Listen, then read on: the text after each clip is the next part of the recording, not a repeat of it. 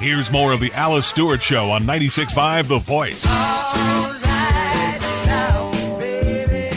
And we're back on the Alice Stewart Show, 7:34 on the morning after primary night. Big night all across the board, and no surprise, really, in the race for governor on the Democratic side.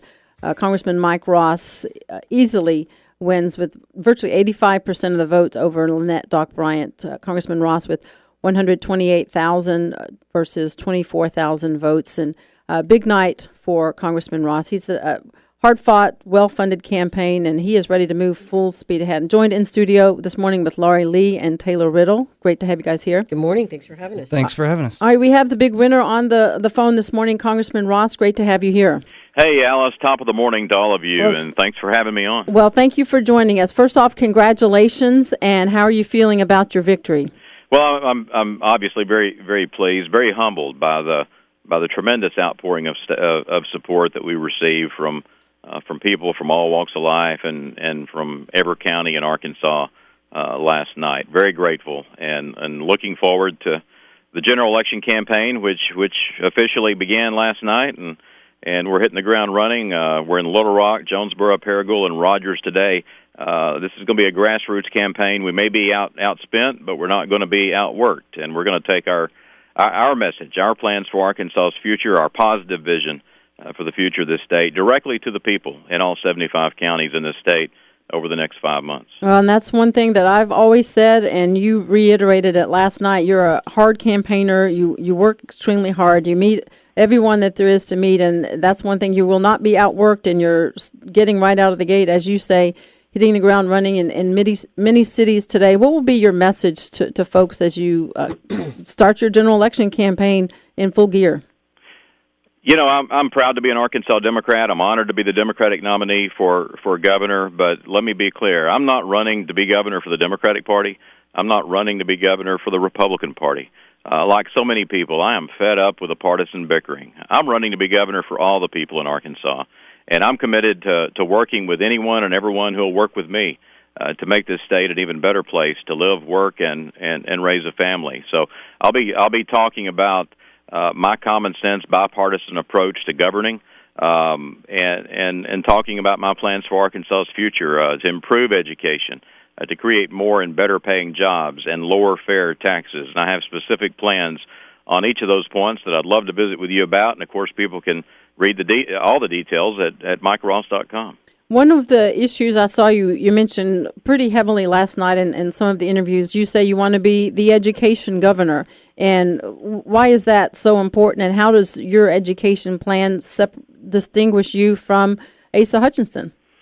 Well, Asa's education plan is to teach computer science, something we've been doing in the schools for a very long time. Look, I'm the son of public school educators. I understand what a difference education can mean in one's life. It can help lift people out of poverty. It can help them provide better for their family, and it can help us attract the good paying jobs of today and tomorrow. So we need to start sooner, finish stronger with our young people. I want to increase access to pre-K. If you're a parent and you've got a 4-year-old and you choose to have that 4-year-old in a public pre-K program, there shouldn't be a waiting list. And whether or not your child gets a seat in a pre-K classroom should not be dictated by where in the state that you live. We need a greater emphasis on science, technology, engineering, the arts, and math.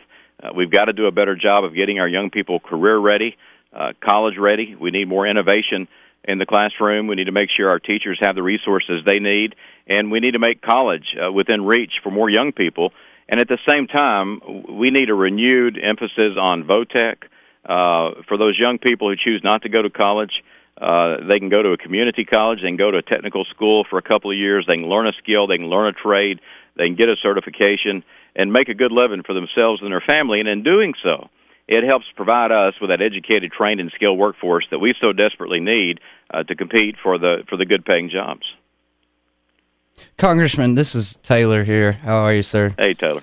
Congratulations on your win last night. It was solid. I was going to ask, how do you think the Democratic Party should work together to sort of take on this special interest money that seems to be funneling into a lot of these races, and I guess either lying by omission or lying outright? How do you see the Democrats overcoming some of that?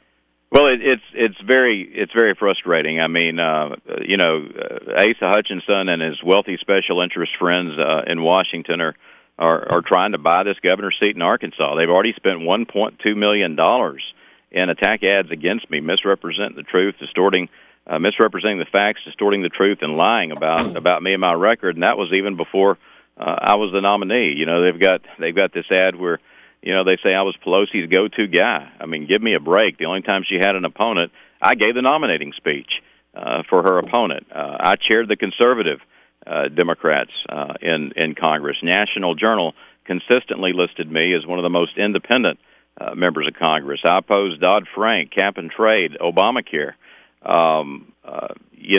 Look, I think people know my brand. They know I'm a pro-business, conservative, Arkansas Democrat.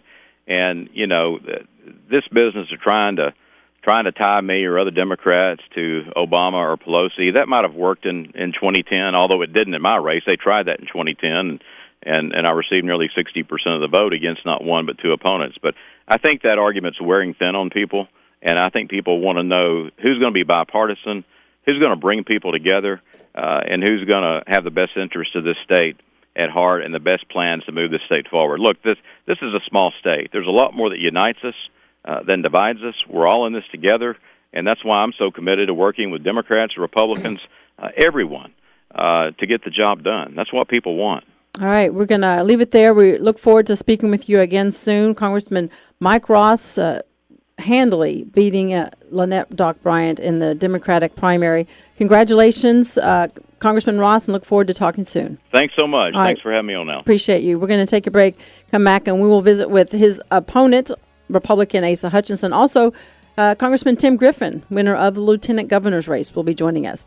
This segment of the Alice Stewart Show brought to you by Aero Plumbing. For all of your household or business plumbing needs, call Aero Plumbing, 1-866-PLUMBER, or schedule an appointment online at aeroplumbing.net. The Alice Stewart Show on 96.5 The Voice.